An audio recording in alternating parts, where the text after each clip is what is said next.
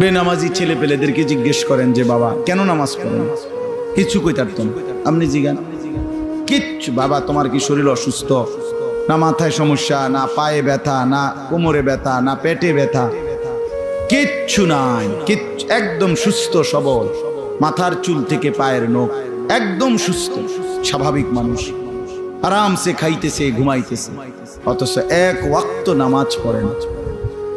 আহা, এটা কি মানুষ, কেমন হাইওয়ান, এটা কেমন অপদার্থ, কি পরিমাণ নাফরমান, কিচ্ছু জানে না। কে পাঠাইলো, কেন আসলো, কেন বড় হইতেছে, আগামীর গন্তব্য কোথায়, কিচ্ছু বলতে পারবে। এজন্য নফসের তাবেদার মনে রাখি, মানে মনের চাহিদা, আমার মনে যা চায়।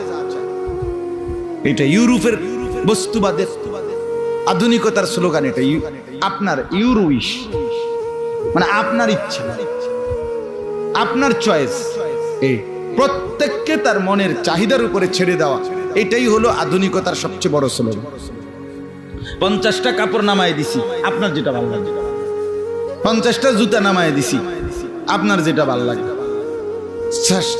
চারদিকে সেলুনের দোকানে 50 রকমের চুলের কাটিং আছে, আপনার যেটা ভালো লাগে।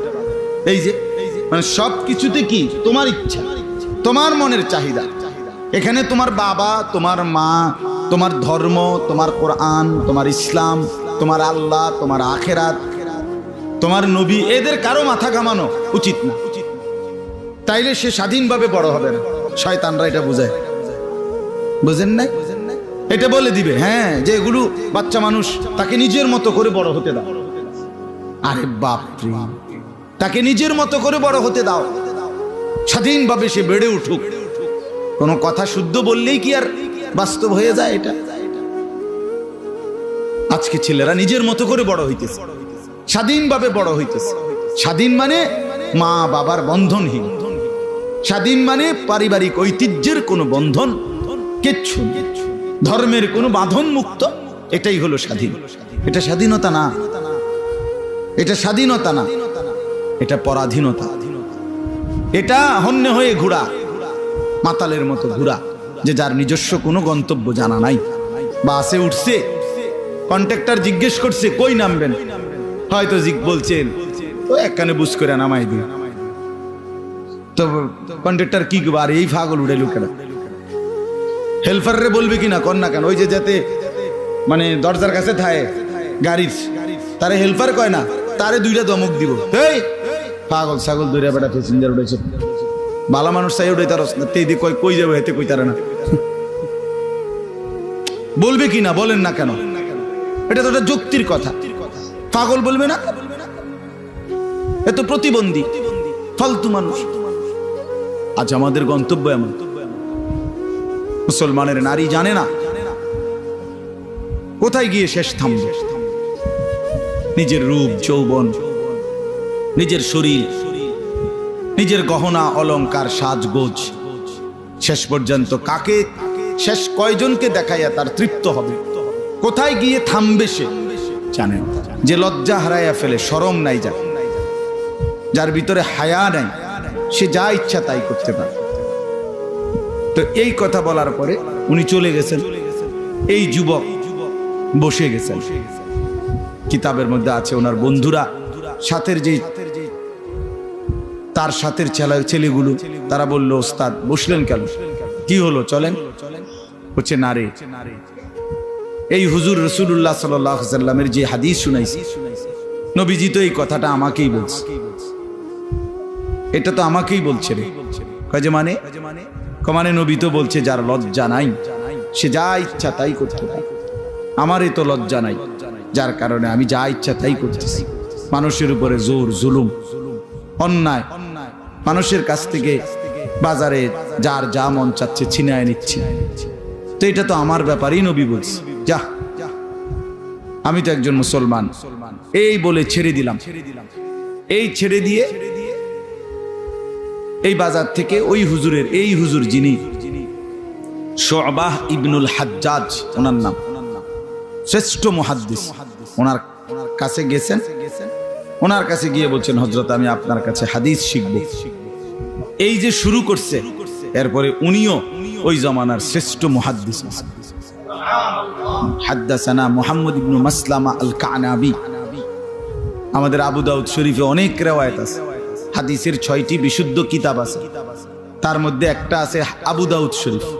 বুখারী, মুসলিম, তিরমিজি, আবু দাউদ, এই কিতাবের মধ্যে অনেক হাদিস আছে। এই রাবি মানে এই যে বেটা এক সময় কি ছিল, বাজারেরা মাস্তানা ছিল, সে পরবর্তীতে এত বড় মুহাদ্দিস হয়েছে এবং ওনার থেকে বর্ণিত হাদিস আবু দাউদ শরীফে অনেক আছে। তো বললাম আল্লাহ তাআলা চাইলে ছোট্ট কথাই বদলে দেয়। এই যে উনি এক কথাই বদলে গেছে, জিন্দেগি বদলায়। ফুজাইল ইবনে আয়াজ রাহমাতুল্লাহ আলাইহি রাশিয়ার সমরকন্দের সবচেয়ে বড় ডাকাত ছিল, প্রসিদ্ধ ডাকাত। একদিন রাত গভীরে ডাকাতি করতে গিয়ে শুনতে পাইছেন রাতের গভীরে যে বাড়িতে ডাকাতি করতে ঢুকতেছে, দরজায় দাঁড়াইছে, এখন ভাঙবে দরজা। এই সময় বাড়িওয়ালা, আল্লাহর কুদরত, বাড়িওয়ালা তখন আল্লাহর কোরআন পড়তেছিল। তো ঠিক ওই টাইমে সেও দাঁড়াইছে, বাড়িওয়ালা পড়তেছে আল্লাহর কোরআন। আলাম ইয়ানি লিল্লাযীনা আমানু আন তাখশা কুলুবুহুম লিযিকরিল্লাহ। আল্লাহ তাআলা বলছে, হে মুমিন, আমি আল্লাহর ভয়ে, আমার স্মরণে, আমার বন্দিগির জন্য, আমার জিকিরের জন্য, আমার ইবাদতের জন্য তোমার মনটা, দিলটা নরম হওয়ার সময় আজও কি হয়নি? আজও হয়নি? আর কতকাল নাফরমানি করবে? আমাকে সেজদা দিবা কখন? আমার গোলামি করবে কখন? মানে আল্লাহ বলছে এই কথাইটা উনি শুনছে, শুনেই ফাওয়াকাফা, থেমে গেছে, আর ডাকাতি করে না, ওই ঘর আর ভাঙে না। পিছনের দিকে ফিরে আসছে, পিছনে ফিরে এসে চিৎকার করে আল্লাহকে বলছে, বালা ইয়া রব্বি কাদ আনা, আয় মাওলা সময় হইছে, ছেড়ে দিলাম পেছনের জিন্দেগি সব ছেড়ে দিয়ে সেই রাশিয়া থেকে হিজরত করে মক্কা শরীফ কাবা ঘরের কাছে জীবনের তরে চলে আসছে এবং মৃত্যু পর্যন্ত কাবা ঘরের প্রতিবেশী হিসাবেই মসজিদে হারামের মধ্যেই জিন্দেগি কাটেছে। এবং পরবর্তীতে উনি হইছেন ওই জামানার সাইয়্যিদুল আউলিয়া, আউলিয়াদের সর্দার ফুজাইল ইবনে আয়াজ রাহমাতুল্লাহ। এত বড় বুজুর্গ হইছে পরে উনি ওই জামানার আরবের বাদশাহ উমাইয়া খলিফা মারওয়ান ইবনুল হাকাম, উনি যখন এই ফুজাইলের সাথে দেখা করতে আসতেন তখন বাদশাহ ওনার জুতা, দুইটা জুতা নিয়ে বুকের মধ্যে লাগাইয়া দাঁড়ায় থাকে। এই বেটা, যে বেটা এক সময় কি ছিল? হ্যাঁ, এই আশায় আসলে আমরা অল্প অল্প বলি, সব সুযোগ কাজে লাগাইতে চেষ্টা করি। 2 মিনিট, 5 মিনিট, 20 মিনিট, 50 মিনিট, আধা ঘন্টা, 1 ঘন্টা বলার কোনো সুযোগ আমি ব্যক্তিগতভাবে হাতছাড়া করি না। আলহামদুলিল্লাহ, আমি চেষ্টা করি। আমার এটা ফিকির, একটুই হোক, কম হোক, বেশি হোক, সামান্য হোক, ছোট হোক, বড় হোক, বলতে থাকা, আল্লাহর কথা বলতে থাকা, মানুষের পরিবর্তনের আশায় চেষ্টা করা। এই জন্য আসলে ছোট্ট পরিসরে হলেও আমাদের এই মাদ্রাসা তারবিয়াতুল উম্মাহ, মাদ্রাসার নামের মধ্যে কিন্তু একটা বড় উদ্দেশ্য আছে। নামের মধ্যে তারবিয়াতুল উম্মাহ মানে উম্মতের তরবিয়ত, তারবিয়ত মানে গড়ে তোলা, তারবিয়ত মানে সযত্নে লালন পালন করা। আল্লাহকে রব বলে, আল্লাহকে কি বলে? রব বলে। তাবলীগু শাইই ইলা কামালিহি শাইআন ফাশাইআন। আল্লাহকে রব বলে মানে কি? রব বলে তাকে যিনি কোনো জিনিসকে তার পূর্ণতায় পর্যন্ত পৌঁছায় ধীরে ধীরে, পর্যায়ক্রমে। সেই মায়ের পেটের সন্তান একদিন যথাসময়ে মায়ের পেট থেকে বের হয়, রব্বুল আলামিন তার জন্য আলো বাতাস সব ব্যবস্থা করে, মায়ের বুকের দুধ ব্যবস্থা করে। ধীরে ধীরে ধীরে ধীরে কখন কি লাগবে আমরা জানি না, কিন্তু আল্লাহ তাআলা ঠিকই সযত্নে ওই বাচ্চাটাকে লালন পালন করে পূর্ণতায় পৌঁছায়। মৃত্যু পর্যন্ত তাকে আল্লাহই লালন পালন করে। এই জন্য এই তারবিয়ত, রব এসব সমর্থক শব্দ। মুরব্বি, আমরা যে বলি মুরব্বি, এইটাই অর্থ হলো যিনি সযত্নে লালন পালন, তারে মুরব্বি বলে। মুরব্বি মানে বুড়া না, আমরা দেশের এটা একটা প্রচলন আর কি। মুরব্বি মানে হলো বুড়া অসল, বুঝেন না কথাটা? কাশ, ঠান্ডা, সর্দি, কাশি, বাঁকা হইয়া গেছে, চা দোয়ানে গপ মারে বসে বসে, অথবা শেষ বয়সটা বেহুদা কাটাইতেছে, আমরা সবাই তারাই মনে করেছি মুরব্বি না, সে তো বয়স্ক মানুষ। কিন্তু মুরব্বি মূল শব্দের অর্থ হইল যিনি তরবিয়ত করে, যিনি কি করে, হ্যাঁ, লালন পালন করে, যিনি গঠন করে, গড়ে দেয়, সাজিয়ে দেয় সযত্ন, যিনি তার অনুসারীর সবকিছুর দিকে নজর রাখে, তিনি প্রকৃত অর্থে মুরব্বি। তাই জন্য বললাম, নিজের জীবন গঠন, নিজেকে সাজিয়ে তোলা, উম্মতকে সাজিয়ে তোলা, মানুষকে সাজিয়ে তোলা একটু কঠিন কাজ, কষ্টসাধ্য কাজ, কিন্তু চেষ্টা করলে অসম্ভব নয়, অসম্ভব না। এটা প্রত্যেকেই একটা জিনিস নিয়ম মনে রাখতে হবে, মানুষের মনের চাহিদা মানুষকে যদি তার নিজ অবস্থায় তার চাহিদার উপরে ছেড়ে দেয়, এই মনের চাহিদা তাকে বহু সাগর নদী পাহাড় পার কইরা একদিন তাকে শূন্যে, অরণ্যে, খোলা ময়দানে অথবা এক দুধু মরুভূমিতে ফেলে দিবে। অর্থাৎ যার আর কোনো গন্তব্য নাই, ঠিকানা নাই, কোনো পূব পশ্চিম নাই, আলো অন্ধকার নাই, যার কোনো উদ্দেশ্য লক্ষ্য বলতে কিচ্ছু নেই। এই যে নফসের তাবেদার, মনের চাহিদার তাবেদার, তার পরিণতি এটাই হয় শেষ। কি করে, কেন হাসে, কেন কান্দে, কি লেগে খাড়ায় রয়েছে, কথা কয় কি, চলে কেমনে, কি করে, দেখবেন বহুত ছেলে পেলের সারা দিনে তারে জিজ্ঞাসা করেন যে বাবা প্রয়োজনীয় কাজটা কি করছো তুমি, তোমার ভালোর জন্য কি করছো আজকে সারাদিনে, কিচ্ছু বলতে পারবে না। মোবাইল টিপসে, সমবয়সী বন্ধুদের সাথে আড্ডা দিছে, এ বেড়ি দেখছে, ঘুরাগাড়ি করছে, টাংফাং করছে, কখনো জোরে কথা কইছে, কখনো আস্তে কথা কয়, কখনো হাসে, কখনো কারো মোটরসাইকেলের পিছনে ঘোরে, মানে পাগল ছাগল আর কি, ফালতু লোক আর কি। জীবনের কোনো আগামাথা নাই, লক্ষ্য উদ্দেশ্য বলতে কিছু নেই। এইটা হইল নফসের তাবেদার। হ্যাঁ, ফি কুল্লি ওয়াদিন ইয়াহিমুন, সব উপত্যকায় ভালো মন্দ সব জায়গায় ঘুরতে থাকে। এই জন্য দোস্ত আমার, বাপ আমার, নওজোয়ান সাথীরা সবাই বুঝতে হবে, প্রত্যেক মানুষের আত্মসম্মান যারা আছে, আত্মমর্যাদা যারা আছে, তার একটা জীবনের সৌন্দর্য আছে, তার আগামাথা আছে, হিসাব কিতাব আছে। আমি করছি কি, আমার পরিচয়টা কি, আমি কোত্থেকে আসলাম, কে আমাকে পাঠাইলো, কেন আসলাম, আমি যাব কোথায়, সেখানে আমাকে কিছু বলবে কিনা, জিজ্ঞেস করবে কিনা, এই সব কিছু সম্পর্কে যার ধারণা আছে, প্রস্তুতি আছে, এবং ওই আলোকে নিজেকে সাজাইতেছে, সে সুস্থ স্বাভাবিক মানুষ, সেই প্রকৃত মানুষ। আর যে জানে না কেন আসলাম, কোত্থেকে আসলাম, কেন আল্লাহর বন্দিগি করে না, কেন আল্লাহর গোলামি করে না, কিছুই বলতে পারবেন। বেনামাজি ছেলে পেলেদেরকে জিজ্ঞেস করেন যে বাবা কেন নামাজ পড়েন, কিছু কই তারতেন, আপনি জিজ্ঞান কিচ্ছু, বাবা তোমার কি শরীর অসুস্থ, না মাথায় সমস্যা, না পায়ে ব্যথা, না কোমরে ব্যথা, না পেটে ব্যথা, কিচ্ছু নাই, একদম সুস্থ সবল, মাথার চুল থেকে পায়ের নখ একদম সুস্থ স্বাভাবিক মানুষ, আরামসে খাইতেছে, ঘুমাইতেছে, অথচ এক ওয়াক্ত নামাজ পড়ে না। আহা, এটা কি মানুষ, কেমন হাইওয়ান, এটা কেমন অপদার্থ, কি পরিমাণ নাফরমান, কিচ্ছু জানে না কে পাঠাইলো, কেন আসলো, কেন বড় হইতেছে, আগামীর গন্তব্য কোথায়, কিচ্ছু বলতে পারে। এজন্য নফসের তাবেদার মনে রাখ, মানে মনের চাহিদা, আমার মনে যা চায়। এটা ইউরোপের বস্তুবাদের আধুনিকতার স্লোগান, এটা আপনার ইউরোইশ, মানে আপনার ইচ্ছা, আপনার চয়েস। এই প্রত্যেককে তার মনের চাহিদার উপরে ছেড়ে দেওয়া, এটাই হলো আধুনিকতার সবচেয়ে বড় স্লোগান। 50টা কাপড় নামায় দিছি, আপনার যেটা ভালো লাগে।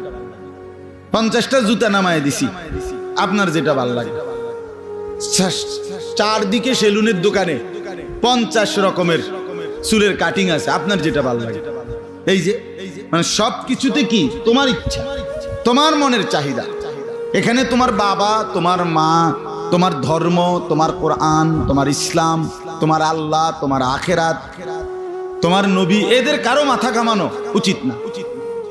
তাইলে সে স্বাধীনভাবে বড় হবে না। শয়তানরা এটা বুঝায়, বুঝেন নাই? এটা বলে দিবে হ্যাঁ যে এগুলো বাচ্চা মানুষ, তাকে নিজের মতো করে বড় হতে দাও। আরে বাপ রে, তাকে নিজের মতো করে বড় হতে দাও, স্বাধীনভাবে সে বেড়ে উঠুক। কোন কথা শুদ্ধ বললেই কি আর বাস্তব হয়ে যায়? এটা আজকে ছেলেরা নিজের মতো করে বড় হইতেছে, স্বাধীনভাবে বড় হইতেছে। স্বাধীন মানে মা বাবার বন্ধনহীন, স্বাধীন মানে পারিবারিক ঐতিহ্যের কোনো বন্ধন কিচ্ছু নেই, ধর্মের কোনো বাঁধন মুক্ত। এটাই হলো স্বাধীন। এটা স্বাধীনতা না, এটা স্বাধীনতা না, এটা পরাধীনতা। এটা হন্যে হয়ে ঘোরা, মাতালের মতো ঘোরা, যে যার নিজস্ব কোনো গন্তব্য জানা নাই। বাসে উঠছে, কন্ট্রাক্টর জিজ্ঞেস করছে কই নামবেন, হয়তো বলছেন তো এক কানে বুঝ করে নামাই দিই। তো কন্ট্রাক্টর কি আর এই ফাগল উড়ে লুকেনা, হেল্পাররে বলবে কিনা কর না কেন? ওই যে যাতে মানে দরজার কাছে থাকে গাড়ির, তারে হেল্পার কয় না, তারে 2টা দমক দিব। এই পাগল ছাগল দৌড়া বেটা প্যাসেঞ্জার উঠেছে, বালা মানুষ চাই উঠে তার না, তেই দিয়ে কই যাবে, হেতে কই তারে না। বলবে কিনা বলেন না কেন? এটা তো একটা যুক্তির কথা। পাগল বলবে না, এত প্রতিবন্ধী ফালতু মানুষ। আজ আমাদের গন্তব্য এমন, মুসলমানের নারী জানে না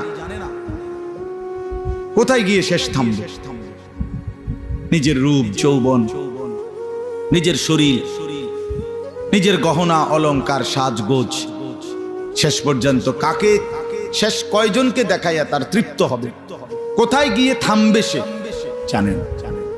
অথচ কোরআনে আল্লাহ বলছে বান্দা শুনো, কোথায় গিয়ে থামবে জানো? ইলা রব্বিকা মুনতাহা, তোমার রবের নিকট তোমার শেষ গন্তব্য। ইলা রব্বিকা মুনতাহা, তোমার রবের নিকট তোমার শেষ ঠিকানা। সুম্মা তুরাদ্দুনা ইলা আলিমিল গায়বি ওয়াশ শাহাদাহ, রব্বুল আলামিন বলেন তোমাদের সকলকেই প্রকাশ্য এবং গোপন সব যিনি জানেন সেই মহান আল্লাহর নিকট ফেরত নেওয়া হবে।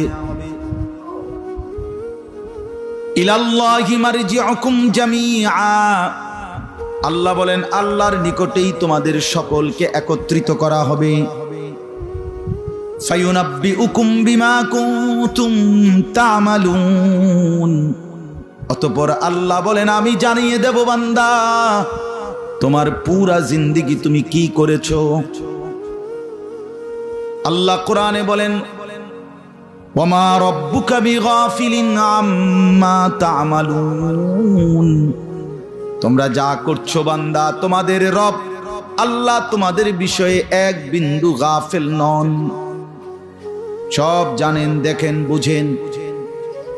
ওয়ালা তাহসাবান্নাল্লাহা গাফিলান আম্মা ইয়ামালুজ জালিমুন, আল্লাহ বলে তোমরা যারা জুলুম করছো, নাফরমানি করছো, এক সেকেন্ডের জন্য আল্লাহকে গাফিল ভেবো না। আল্লাহ সব জানেন, সব দেখেন। মা তাসকুতু মিন ওয়ারাকাতিন ইল্লা ইয়ালামুহা, আল্লাহ বলেন জমিনের কোথাও একটা পাতাও যদি পড়ে আল্লাহ বলেন আমি তৎক্ষণাৎ তা জানি। কোন গাছের কোন পাতাটা পড়েছে জানে, জানে কি না বলেন না? হ্যাঁ, সব আল্লাহ জানে।